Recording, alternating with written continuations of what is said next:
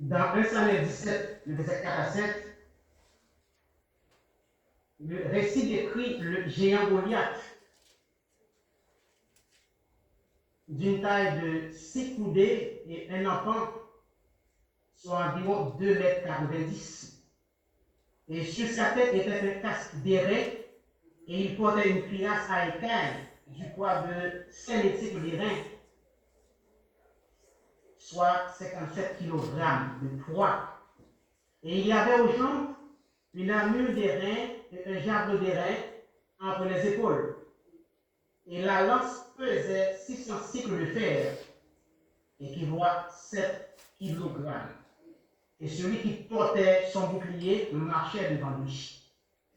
Donc Goliath était bien protégé, à part des armures qu'il portait par-dessus, mais il y avait aussi son bouclier.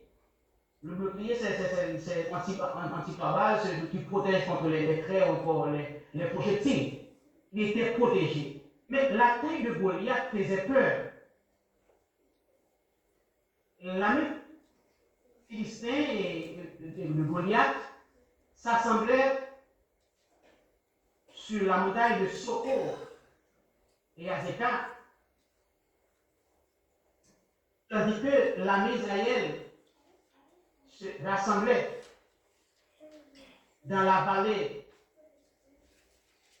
Mais les deux étaient à côté de la montagne, ils devaient descendre dans la vallée du Térébet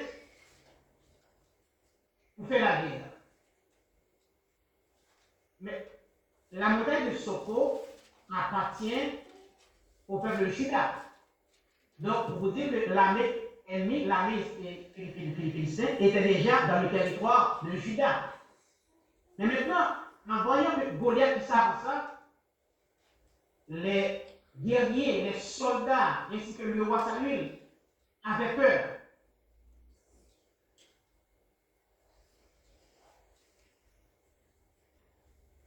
Ils ne voulaient pas avancer pour aller à la rencontre de Goliath.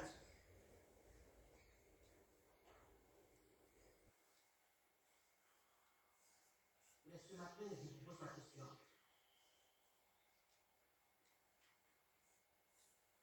Qui est le géant de votre vie, sur les frères, candidat pour le ciel? Chaque homme ou femme a un géant dans sa vie. Cela peut-être paraît peut-être un géant problème que tu as déjà vécu ou qui est constamment en face de toi. Il peut même être là sans que tu t'en rendes compte. Les problèmes qui attirent souvent l'attention des hommes sont généralement des problèmes matériels, financiers et physiques, tels que les maladies incurables. Par exemple, le cancer, la stérilité. Mais les véritables géants sont plutôt invisibles, sont d'ordre spirituel et ne sont pas facilement remarquables. Ils n'attirent pas beaucoup l'attention des hommes. Pourtant, tout problème matériel a sa racine dans le monde spirituel. Et par conséquent, si le géant est vécu dans le monde spirituel, le monde physique ne fera que s'incliner. Les vrais géants sont invisibles. C'est la peur, le doute, le péché. Tous ils contrôlent le monde matériel. Et la peur nous paralyse notre foi. Nous avons peur de nous confier en Dieu. Le doute érode, donc on ronge notre confiance. Et le monde matériel nous influence. Et en fait, le péché nous sépare de Dieu. Et lorsque le péché nous sépare de Dieu, nous n'avons pas de vie. Parce qu'il dit, il est le savant. Et quiconque se le cache n'aura pas de la vie. Donc, le péché que tu fais, il nous écarte de Dieu. Il nous sépare de Dieu. C'est le défi que nous confrontons comme chrétiens, comme candidats pour le ciel, vis-à-vis l'adversaire. L'apôtre nous dit, dans Éphésiens 6, 11 à 18, revêtez-vous de toutes les armes de Dieu, afin de pouvoir tenir ferme contre les ruses du diable. Car nous n'avons pas à lutter contre la chair et le sang, mais contre les dominations, contre les autorités, contre les princes de ce monde de ténèbres, contre les esprits méchants dans les lieux célestes. C'est pourquoi prenez toutes les armes de Dieu afin de pouvoir résister dans le mauvais jour et tenir ferme après avoir tout surmonté. Et quelles sont les armes de Dieu? La parole de Dieu, l'épée de l'esprit, ayant la foi comme notre bouclier, le bouclier contre les traits, contre les projectiles enflammés du diable. Le salut, c'est la protection de l'esprit que Jésus nous a offert. La justice qui est notre cuirasse protectrice. Et la vérité qui est le fondement de tout. Car Jésus lui a dit, je suis le chemin, la vérité et la vie. Donc, chers frères, tenez donc ferme. Ayez avoué la vérité pour ceinture. C'est-à-dire, ayez avoué la vérité, Jésus pour ceinture. Et revêtez-vous, revêtez la cuirasse de la justice. Le Philistin, dans son géant Goliath, a lancé un défi au peuple d'Israël.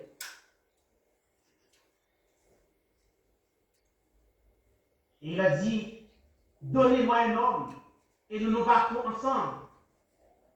Est-ce qu'il n'y a pas un homme en Israël pour lutter contre moi? Et les enfants d'Israël, l'armée était là. Mais l'armée, les soldats ont eu peur. De même, il y a aussi le défi spirituel du chrétien. Depuis que tu as accepté Jésus comme ton sauveur personnel, le même jour où tu devais plonger dans les eaux baptismales, le diable t'a donné un défi. Et il se pourrait que tu sois toujours dans la position de faiblesse. Jésus a dit que le voleur ne vient que pour dérober, égorger et détruire. Dans Jean 10, verset 10. Il vient pour voler, tuer et détruire. Mais pour voler quoi? Le diable, il vient dérober notre paix et notre joie. Nous laisse toujours dans la tristesse, dans l'amertume. Il veut aussi tuer, détruire notre témoignage. Et quand nous sommes en faute, quand le diable a possession de nous, nous n'avons pas le courage, le désir de témoigner. Nous n'avons pas le témoignage parce que le diable a tout détruit. Au travail, à côté de vos amis, vous ne pouvez pas témoigner la grandeur de Dieu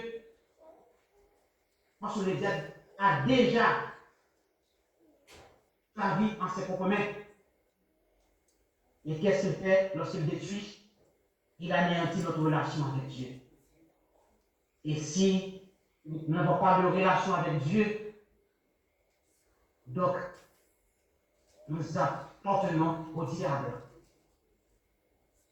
Et l'apôtre de Pierre, dans 1er épître de Pierre 5, verset 8, il a dit, il faut être sobre et veiller, car notre adversaire, le diable, rôde comme un lion, rugissant, cherche qui il dévorera. C'est là la mission du diable, chers frères.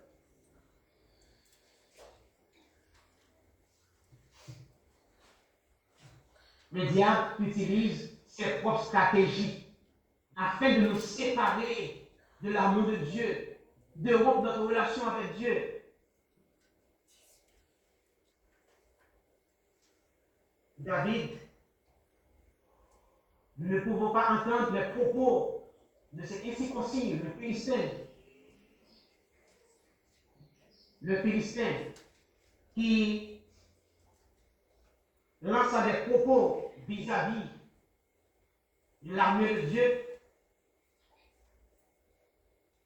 David voulait se battre avec le géant Goliath. Et Saül dit à David, tu ne peux pas aller te battre avec ce Philistin quand tu es un enfant. Il est un homme de guerre dès sa jeunesse. Le plus souvent, l'ennemi utilise les gens qui sont proches de nous afin de nous décourager à ne pas prendre des décisions pour le Seigneur. Eliab, son jeune frère aîné, il avait entendu parler à ces hommes qui enflammé de colère contre David. Il a dit à David, pourquoi es-tu descendu et à qui tu as laissé ce peu de brebis dans le désert? Je connais ton orgueil et la malice de ton cœur. C'est pour voir la bataille que tu es descendu. Est-ce vrai, frères et sœurs? Isaïe, avancé en âge, avait envoyé ses trois jeunes enfants, Eliab, Abinadab et Shama, sur le champ de bataille. Comme tout parent sensible à ses enfants, eh bien, Isaïe avait envoyé, avait commissionné, délégué David pour aller sur le champ de bataille, pour informer de l'état de ses trois enfants, après 40 jours sur le champ de bataille. Et il y avait un motif, la présence de David, ce n'était pas vraiment pour voir la bataille, mais pour aller apporter de la nourriture à ses jeunes frères et en retour dire à son père quel est l'état de ses enfants. Mais il y a du sens dans le message, dans les propos d'Eliab. Parce que David, comme berger, il devait prendre soin des troupeaux dans le désert, en laissant les troupeaux seuls, livrés à eux-mêmes, on peut même les voler. Donc, c'est compris l'idée, les propos d'Eliab. C'est comme ça l'ennemi agit. Il tient ça que notre motivation et notre espérance. La discussion, il s'est détourné notre attention des promesses divines et le bon sens humain qui substitue la logique terrestre à la sagesse divine. Les attaques familiales, comme Eliab qui attaque David par jalousie. Parce que David a demandé aux guerriers, mais celui qui a pu tuer Goliath, quelle sera sa récompense? Donc, il y a toujours des bénédictions cachées. Chacun disait, avez-vous vu ce qu'avance cet homme dans 1 Samuel 17, 25 à 26? C'est pour jeter à Israël un défi qu'il s'est avancé. Et si quelqu'un le tue, le roi le comblera de richesse. Il lui donnera sa fille et il affranchira la maison de son père Israël. 26. David dit aux hommes qui se trouvaient près de lui, que fera-t-on à celui qui tuera ce Philistin et qui ôtera le pauvre d'Israël? Qui est donc ce Philistin? C'est l'incirconcis pour insulter l'armée du Dieu vivant. Chers frères, derrière chaque géant spirituel se cachent d'immenses bénédictions. Elles ne deviennent accessibles qu'après avoir vaincu l'adversaire. J'accepte. Jacques 4, verset 7. Soumettez-vous donc à Dieu, résistez au diable et il fuira loin de vous. Amen.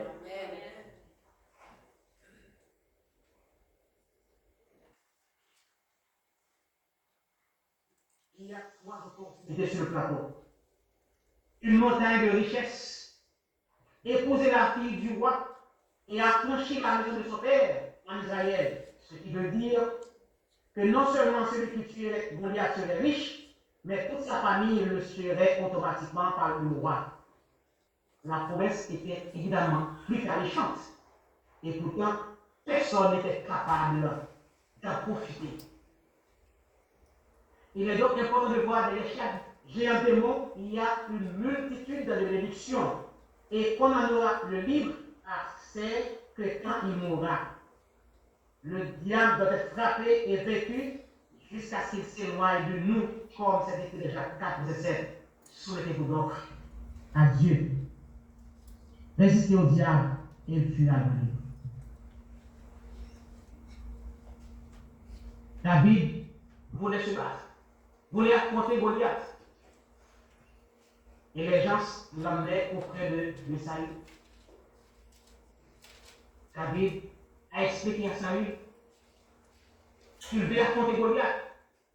Saül lui répondit, mais écoute, tu ne peux pas aller te battre avec ce Philistin. C'est un guerrier de sa jeunesse.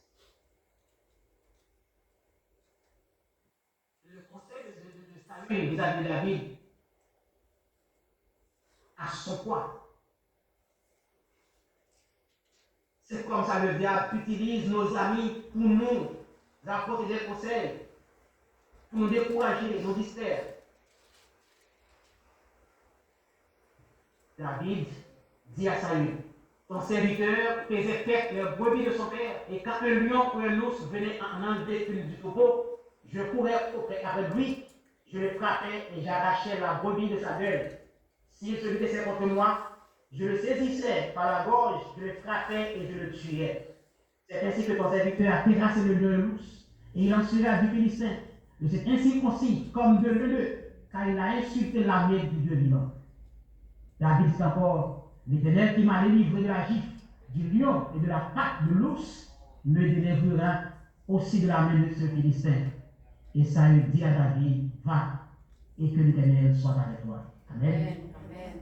Donc, David avait de la préparation.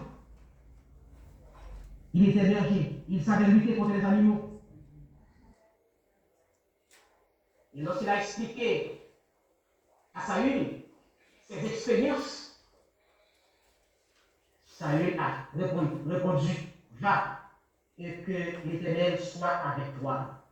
La question à se poser, mais Saül comme moi, il devait être à l'avant-garde, pour lutter contre ce Philistin.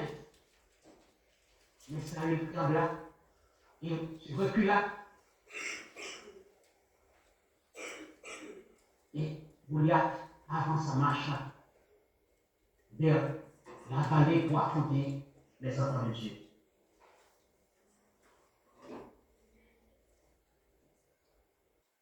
Saül a oublié les bienfaits de Dieu.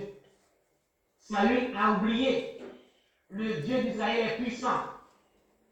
Mais David lui a témoigné, ce même Dieu qui m'a aidé à lutter contre l'ours et le lion, il me donnera la tête du Philistin. Si Dieu, dans le passé, il est prêt à le faire aujourd'hui, si Dieu t'a secouru dans le passé, il est prêt à le faire aujourd'hui et tous les jours, alors que Dieu est éternel et il ne change pas. La Bible confirme que Jésus est le même hier, aujourd'hui, éternellement. Hébreux 13, verset 8. Ce qui veut dire qu'il ne change jamais. Les œuvres des miracles de Dieu, que Dieu a opéré dans le passé, dans ta vie, devaient te servir de source de foi à chaque fois que tu es devant une impasse. Je ne sais pas en ce moment quel océan de problèmes tu es en train de traverser. Je ne sais pas en ce moment comment tu te sens. Est-ce que tu t'es senti abandonné? Est-ce que tu te sens comme un oublié aux yeux de Dieu? Je te dis ce matin, frères et frères, au lieu de fixer les yeux sur le problème devant toi, tu ferais mieux de prendre quelques minutes en regardant dans le passé pour te rappeler comment Dieu t'a déjà délivré. Souviens-toi de comment tu étais désespéré et que tu croyais que tout était perdu et que par la main de Dieu, une porte s'est ouverte. Tu étais dans la joie parfaite, tu as remercié le Seigneur, tu as même témoigné aux autres de ce que le Seigneur a fait pour toi. Mais maintenant, tu te trouves encore devant un obstacle et tu sembles perdre la foi en disant,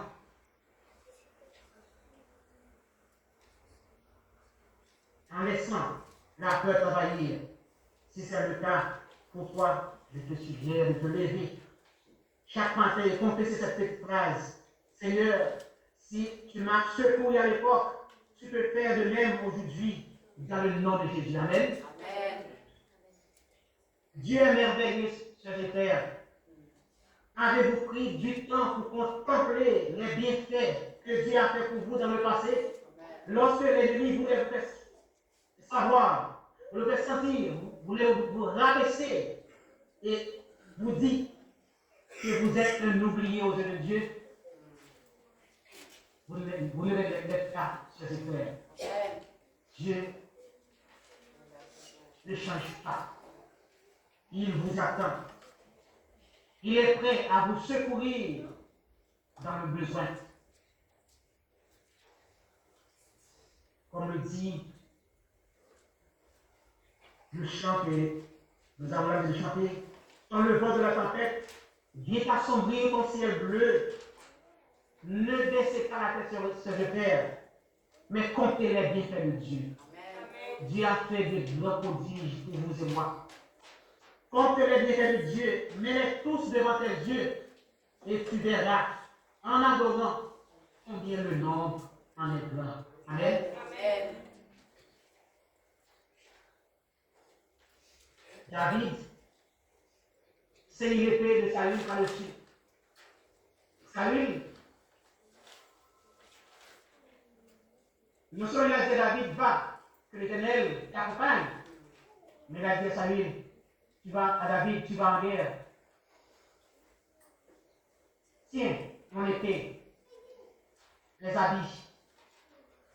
Et Saül n'avait pas encore essayé, mais a dit à Saül, David a dit à Saül, je ne puis pas marcher avec cette armure, je n'y suis pas accoutumé, et il s'en débarrassa.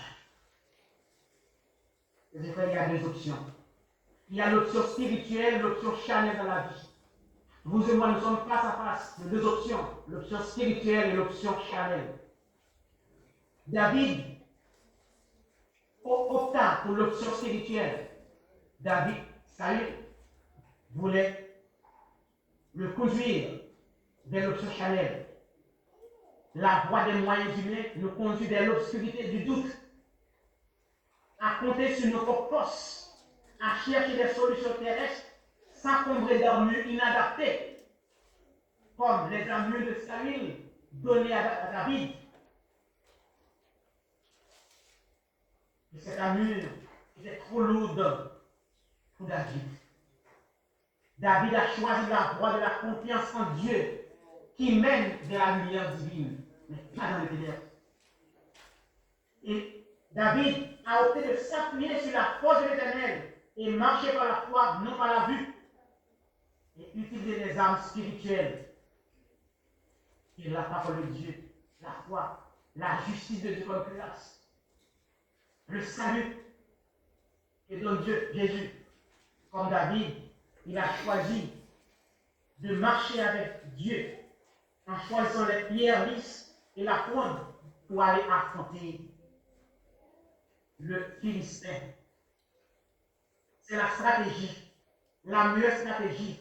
Consiste donc à bâtir notre foi sur la parole de Dieu et faire face aux géants au nom de Jésus. Amen. Il est parfois choquant de remarquer combien on peut être dans l'église pendant des années en écoutant la parole de Dieu, mais sans en arriver à bien comprendre l'importance du nom de Jésus. Ce nom, Jésus, le nom qui sauve, le nom qui délivre, le nom qui guérit toutes les blessures, le nom qui donne de la joie, le nom qui donne la restauration, le salut, le pardon. Ce nom est Jésus, ses frères. Au lieu d'accepter notre channel de moyens humains, je vous ai choisi à faire confiance en Dieu. David savait bien, il y a un seul moyen d'évêque que de circoncis, c'est marcher avec Dieu. L'option charnelle, c'est physique, mais l'option spirituelle, David l'a choisi. À chaque fois que tu te trouves devant un problème, il y a dans ton esprit l'une des deux options mentionnées au-dessus. La Bible dit que nous n'avons pas à lutter contre la chair et le sang. Éphésiens 6:12. mais contre les démons, les princes de ce monde. Et une des erreurs très fréquentes chez les chrétiens, c'est de vouloir résoudre tout problème charnellement ou humainement, tout en ignorant que sa racine est spirituelle. Tout problème matériel a sa racine spirituelle. Et pour le vaincre, il faut d'abord le vaincre dans la sphère spirituelle. Le plus souvent, quand nous sommes en difficulté, nous avons tendance à bâtir notre foi sur nos connaissances intellectuelles, nos diplômes, sur nos membres de famille et amis, qui représentent l'épée, la lance et le javelot de Goliath. Nous avons oublié Dieu. Et lorsqu'on a échoué à plusieurs reprises, c'est alors qu'on se souvient que Dieu était là, qu'il y a un Dieu, qu'il y a un Jésus qui sauve et qui délivre. Et on en revient. Mais ce matin, ce frère, j'ai à vous dire de choisir Dieu en premier. Et donne la priorité à Dieu dans toutes les sphères de ta vie. Et pour réussir. Et lorsque David arriva sur le champ de bataille, le Philistin Goliath aperçut David, il le méprisa, ne voyant en lui qu'un enfant. Mais n'y a-t-il pas un homme en Israël? Pourquoi m'a envoyé cet enfant? Suis-je un chien? Mais ce Philistin Goliath ne savait pas qui était avec David. Dans 2 Rois 6, verset 16, le prophète de Dieu, Élisée, avec son serviteur Géasi, était à Dothan. L'armée syrienne s'avança et entoura la ville. Géasi, en voyant l'armée syrienne avec des chars, il dit à son seigneur, à Élisée, voyez, nous sommes en danger, que ferons-nous? Le prophète Élisée répondit, ne crains point, car ceux qui sont avec nous sont en plus grand nombre que ceux qui sont avec eux. Amen. Amen. Mais Géasi a vu les chars de guerre. Il savait qu'il était seul, lui et Élisée. Mais il paraît qu'il y avait un problème. Géasi ne voit que l'armée syrienne. La façon de regarder l'autre est différente. Certains chrétiens voient les géants problèmes de la vie avec les yeux de Géasi, mais pas avec ceux d'Élisée.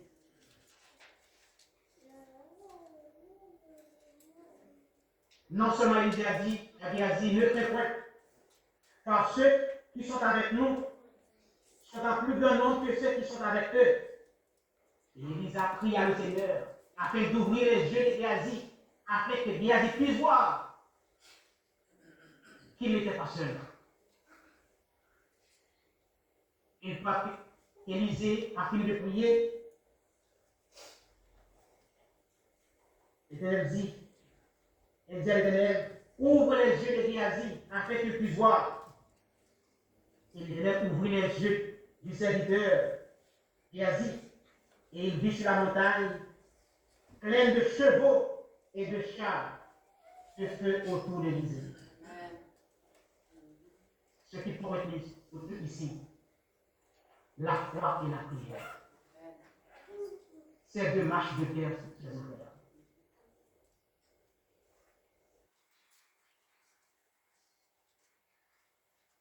Il a dit, il ne pouvait pas voir l'armée céleste autour d'eux. Il était terrassé, il avait peur. Mais Élisée savait qu'il était entrepris par l'armée céleste. Aussitôt que le Philistin se mit en mouvement pour marcher au-devant de David ne faisait pas comme Saül et les autres guerriers. Il ne se recula pas, mais il courut sur le champ de bataille à la rencontre du Philistin. Il a pris sa petite la petite pierre, il a mis dans sa pointe, il a tiré.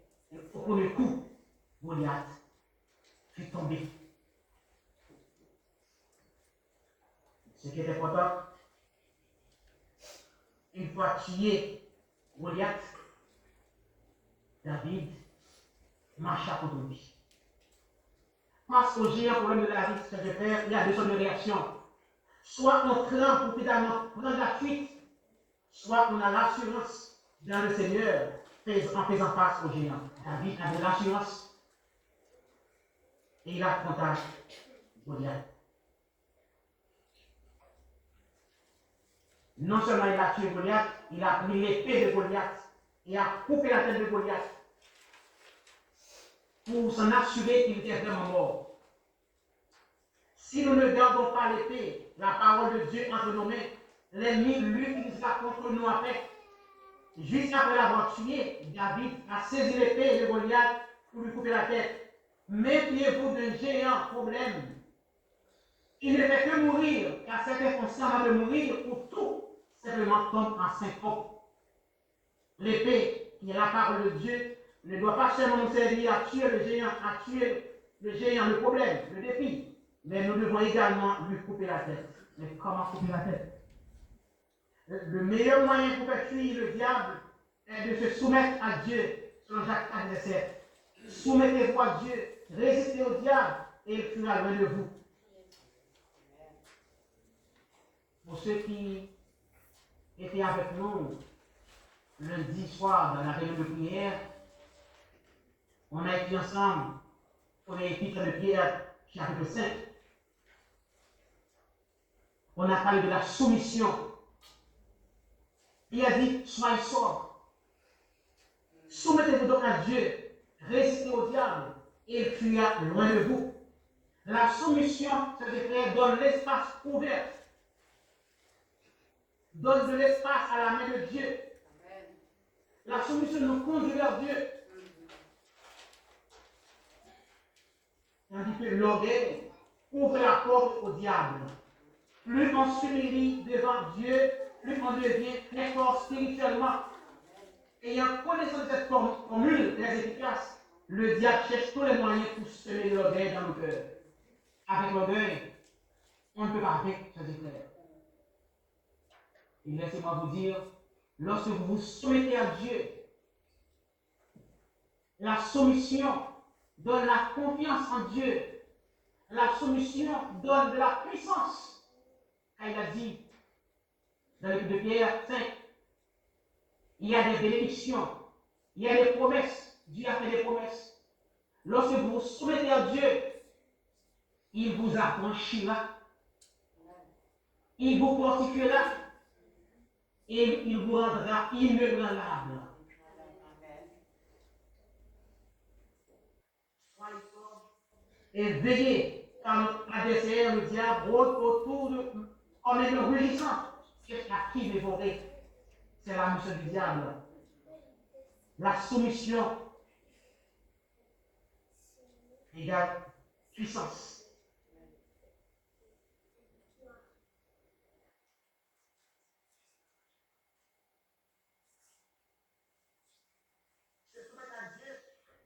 C'est renoncer à notre propre volonté, ouvre la porte à sa puissance divine.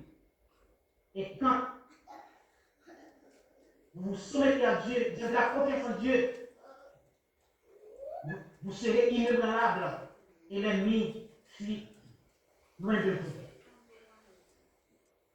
L'ennemi fuit devant celui qui s'est d'abord abaissé devant l'Éternel, la prière. Et après la victoire sur Goliath, le peuple d'Israël ne reste pas passif. Il faut après de réclamer son Dieu. Vous et moi aussi, nous devons réclamer notre héritage que le diable nous a pris.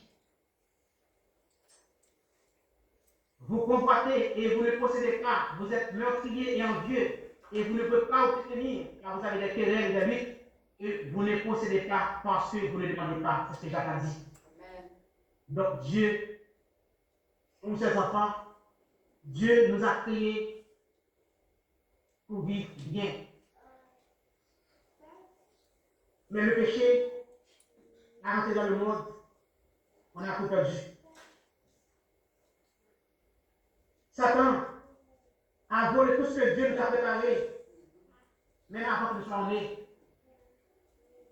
Depuis la chute d'Adam, le diable a profité pour lui voler tout son héritage jusqu'à aujourd'hui. Il nous vole sur tous les plans spirituels, matériels et financiers. Mais la misère ne figure pas dans le plan divin. Nous devrions réclamer tous les jours notre héritage. Il y a beaucoup de choses qu'on n'arrive pas à avoir, non pas parce que ce n'est pas la volonté de Dieu, mais c'est parce que nous ne les réclamons pas. D'où est écrit, vous ne possédez parce que vous ne demandez pas. Dieu est le même hier, aujourd'hui, éternellement, sur la terre. Dieu nous a pris de nous affranchir, de nous fortifier au jour le jour et de nous rendre inébranlables face aux défis de la vie. Dieu a besoin des vaillants hommes comme David à l'église de Dieppe. Ce matin, je vais vous lancer un message. Je ne sais pas combien de temps vous avez au Canada.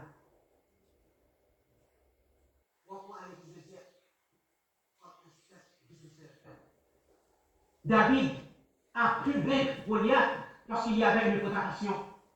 Il était berger. Il savait lutter contre l'ours et le lion. David marchait avec Dieu.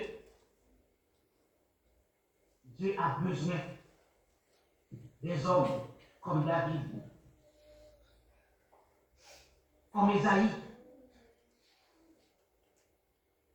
pour faire promouvoir, pour propager son évangile à Moncton, à Dieppe. Je vous invite, vous, sœurs et frères, qui visitent régulièrement l'église de Dieppe, à vous compromettre pour la cause du Seigneur. Ce n'est pas la même chose quand vous êtes visiteur et quand vous êtes membre de l'église.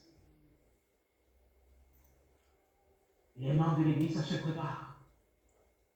Nous devons nous préparer ensemble pour attendre le retour glorieux de notre Seigneur Jésus-Christ. Ne soyez plus visiteurs, mais membres d'église de Dieppe, afin que l'église puisse grandir et qu'ensemble, nous puissions être un seul faisceau pour aller évangéliser et prêcher la bonne nouvelle. Et que les gens puissent voir, nous sommes témoigner la grandeur de Dieu à l'église de Dieppe. David, après ce combat, s'enfuit de Najoth vers le Rama. Il a trouvé Jonathan. C'est-à-dire, le vrai problème de David n'était pas Goliath, c'était Saül. Après la bataille, samedi soir, et Saül, sans pas d'orgueil, il a voulu faire périr David. Dans le 10, verset 19, on dit, Dieu nous promet, rien ne pourra vous nuire, chers frères. Le vrai combat est spirituel. Notre lutte n'est pas contre la chair et le sang, mais contre les puissances des ténèbres. Et pour vaincre les puissances des ténèbres, nous avons besoin de la force spirituelle. Nous devons rester en prière à genoux et demander à Dieu la foi, afin que nous puissions voir avec les yeux d'Élisée, mais pas avec ceux de Géasi. Nous ne sommes pas seuls, c'est notre frère. Dieu est avec nous, son armée est avec nous. Et ce Jésus, ce nom qui sauve, ce nom qui délivre, ce nom qui guérit, n'ayez pas peur. Comme a dit Élisée à Géasi, ne faites point. Ceux qui sont avec nous sont encore plus grand nombre que ceux qui sont avec eux. Parce que nous avons l'armée céleste. Nous avons Jésus avec nous, notre bouclier. Les frappes que nous tend l'ennemi ne peuvent pas nous atteindre parce que notre bouclier est Jésus. le vainqueur de l'humanité. Rien ne pourra vous nuire. Nous sommes sous la garde du Tout-Puissant. Les forces célestes sont à côté de nous. Ceux qui sont avec nous sont plus nombreux. L'âme divine nous entoure, chers frères. N'ayez pas peur. Vous n'êtes pas seul, n'ayez pas peur. Jésus a déjà vécu le monde. Il a déjà vécu le monde. Ce nom Jésus est le nom qui guérit, qui soulage, qui donne de la joie, qui guérit, qui délivre. Et pourquoi tant de peur, tant de doute? Avec les tourments, les problèmes de la vie, les défis.